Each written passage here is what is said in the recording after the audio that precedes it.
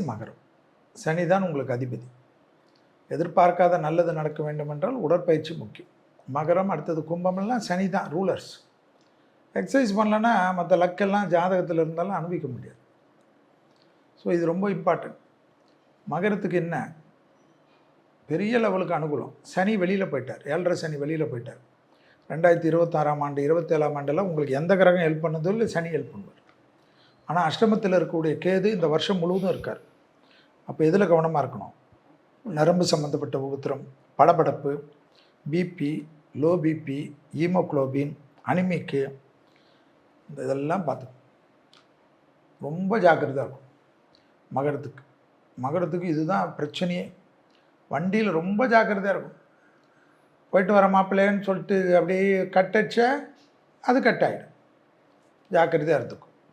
ரொம்ப ஜாக்கிரதையாக ஹெல்மெட்டை போட்டுக்கிறது, சீட் பெல்ட்டை போட்டுக்கிறது, சிக்னலில் கரெக்டாக இருக்கிறது.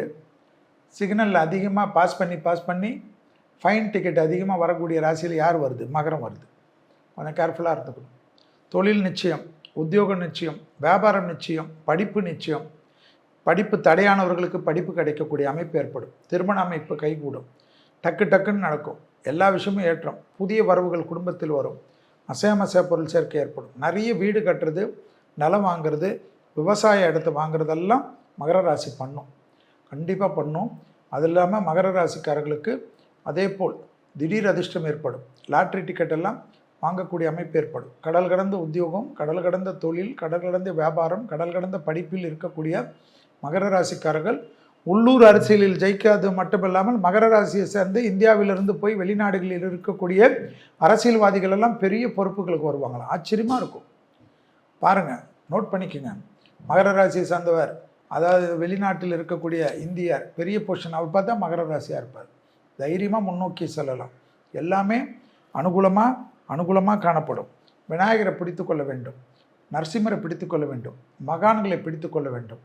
மகரத்துக்கு ஹெல்த்து தான் கொஞ்சம் கவனமாக பார்த்துக்கணும். பல்லு, தொண்டையில் இருக்கக்கூடிய உறுப்பு, கழுத்துலேருந்து தலையில் இருக்கக்கூடிய அத்தினி, கண் இருக்குது, காது இருக்குது, வாய் இருக்குது, மூக்கு இருக்குது, மூளை இருக்குது.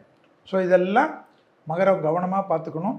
அதிகமாக ஹெல்த்து உங்கள் ராசியில் இருக்கக்கூடிய பாதிப்பு யாருக்குன்னா, கணவனாக இருந்தால் மனைவிக்கும், மனைவியாக இருந்தால் கணவனுக்கும், காதலாக இருந்தால் காதலிக்கும், காதலியாக இருந்தால் காதலனுக்கும். இந்த லவ்வர்ஸ் எல்லாம் வண்டியிலெல்லாம் வீலிங்கெல்லாம் பண்ணிங்கன்னு வச்சுக்கா, டப்புன்னு ஏதாவது பிரச்சனை ஆகிடும். கொலப்பள்ளி உங்கள் மேலே வந்துடும். கேர்ஃபுல்லாக பார்த்துக்கும். ஸோ இந்த விட்டு போடுறது, இந்த வித்தை காட்டுறதெல்லாம் மகரம் செய்யக்கூடாது.